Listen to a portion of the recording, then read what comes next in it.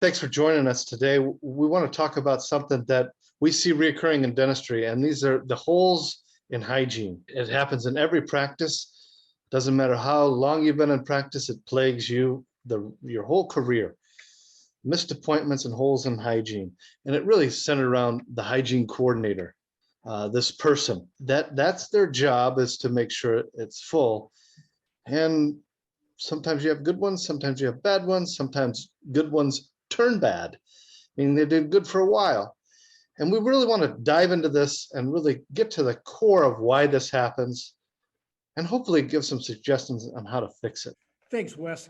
I was just reading an article today on the internet. There are currently 5 members, or not members of Congress, but running for Congress, 5 candidates that are former special forces operators, spec ops. And, it's the first time we've seen that many people from that secret world come out, and talk about their past and everything. One thing we learned from their books, they've all got a book out, is in every team, they spend a lot of time training in hostage rescue. On every team, there's what's called a breacher, a door breacher. This is somebody who sticks the plastic explosives on the hinges, puts in the blasting cap, and boom, blows it up, opens the door. And then these other people flow in and do what special forces do. The thing that got my attention was that there's a term called breacher syndrome. These are people that have done this long enough, they start to have mild brain damage from the concussion constantly being exposed to their brains while they're in proximity to the explosion. Made me think of what we do in dentistry, namely what you're talking about in hygiene coordination.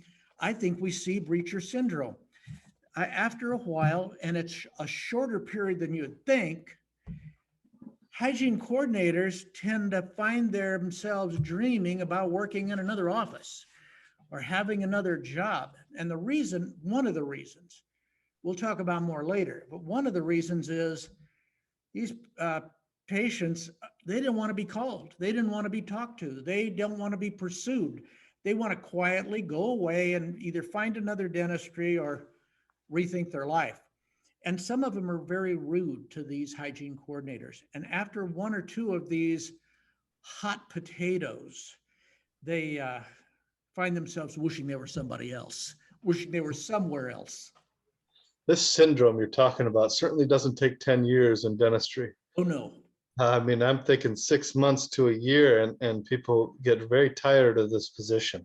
And you tend to think it's probably going to be somebody that wasn't good at it. Not true. I'm thinking of an office I worked with on the East Coast. They had probably the best hygiene coordination. In fact, she had been a United States Marine. Yeah. She was tough. And she had been through combat training and all this. And she, after about 6 months, she wanted to go out and dig ditches. I mean, she hated the job.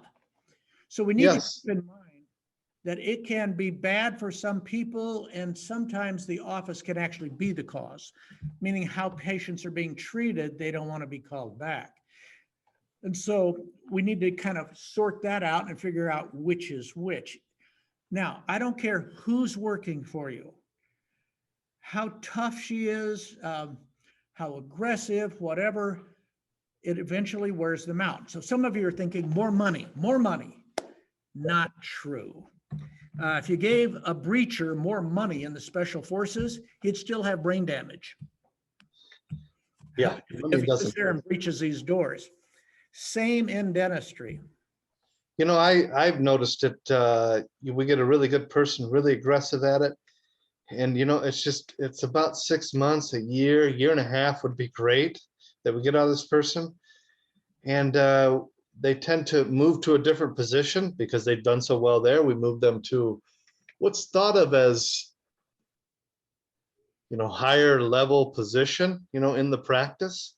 And we bring somebody else in. And so we constantly have this new person sitting there. And like Greg was saying, what causes it? What makes them, get tired of doing this, and money doesn't fix it? I feel like it's almost like being somebody that working in a call center.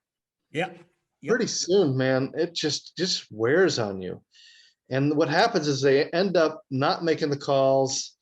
They end up relying almost solely on digital performance, as far as using Revenue Well or Lighthouse 360 and just doing the emails, just doing the bare minimum so that they don't get yelled at. And hygiene just isn't tight anymore.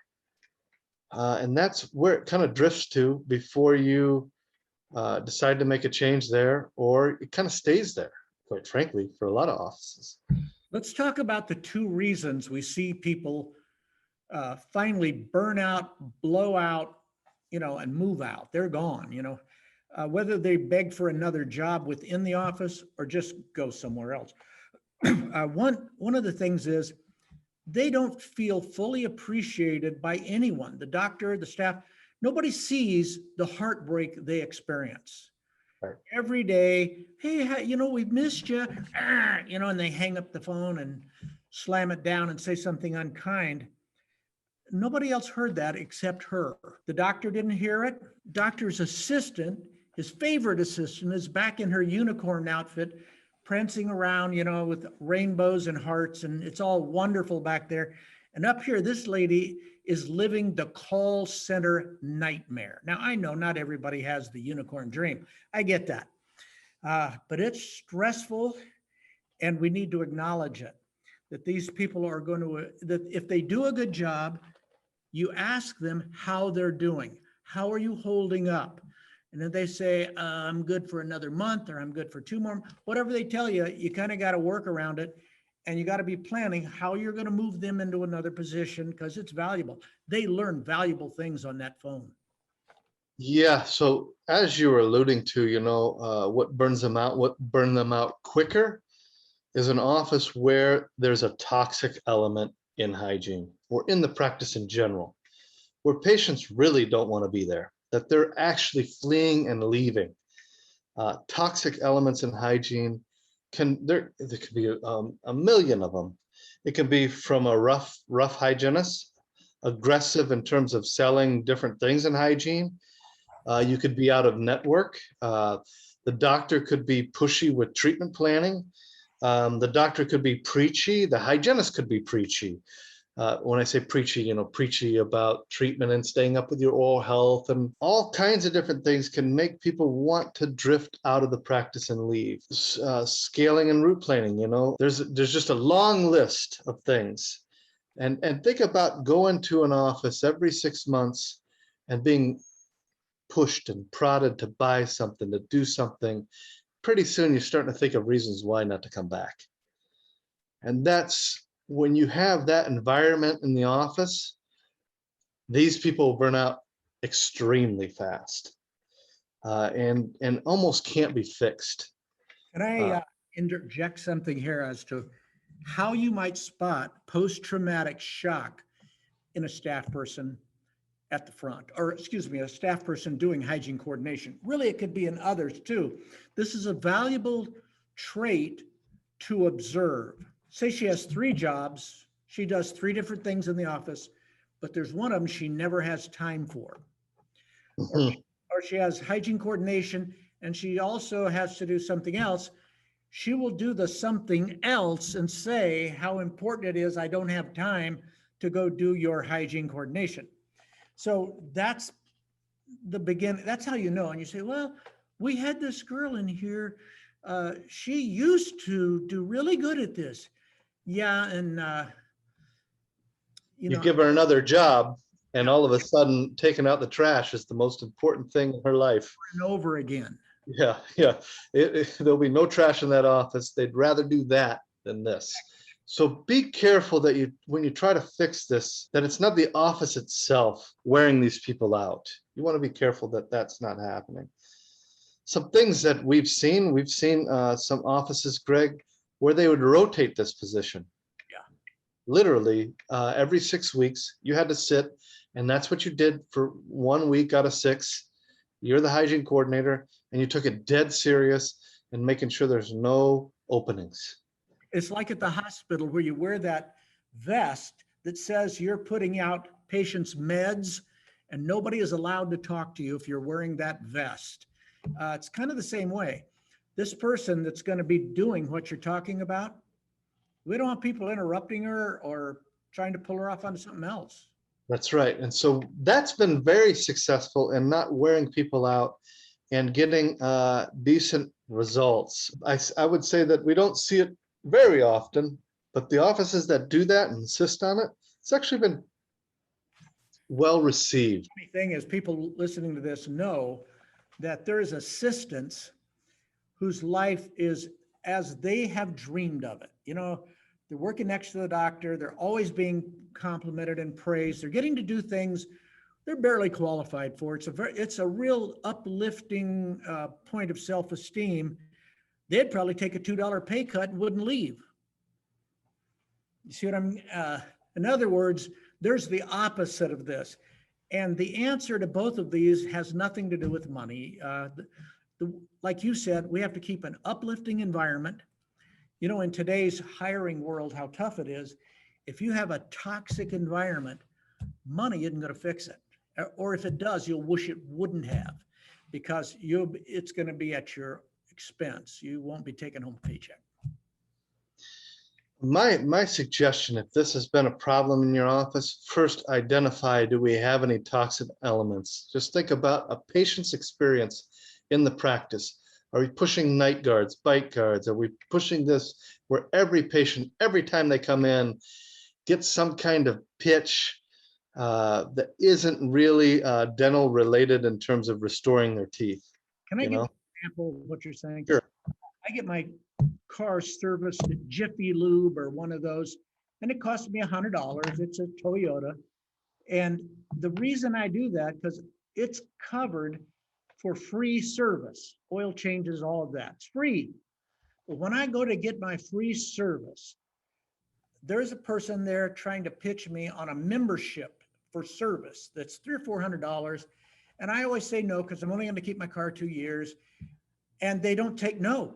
They just keep pushing. They've been through some sales training. You know, it's like the cosmetics bar on a cruise ship. They've been trained to just keep pushing this stuff until finally I just go somewhere, give them the $100 just to avoid the grief and trauma. And yet we can let that creep into dentistry very easily. Yeah, you've got to be very careful that this repeat encounter stays very benign. And when there is dentistry to be found, that you make it aware and get them to get it fixed. And that's okay. But when you really start pushing the envelope of all this other stuff that the hygienist can push and pitch, you start to get in the scenario where a person will rather pay an extra $100 to get a oil change than dare come into your office. And so you don't drive by the oil change place. I make sure I don't pull in if there's a car in there. You know, I wait till there's no cars there, then I pull in. Yeah. So super convenient and no drama. Yeah, that's exactly what you want to create in hygiene. It'll help your hygiene coordinator last longer. And I would suggest, rotating. If you don't rotate every person, have 2 people rotate in and out so that they don't constantly, get that shock from the blast of. Okay, another point. We'll use this in closing. What we don't want is a team of 6, like in special forces, with all of them having brain damage. We don't want them all breaching, in turn till they can't think. We don't want staff all having to encounter these terrible behavioral patients. We want people to be nice. So we're going to have patients, not just staff, avoid a toxic environment. And it's a topic for another recording, but if you have patients ripping into you, I've often suspected this happening from the stories I hear about some of the big corporate things that go on in dentistry. You look at some of the online, where people take Reviews. 2 just to rip them on everything. So let's make a great environment for staff by making a great environment for patients. Hey, thanks for listening. Yeah, thanks for listening.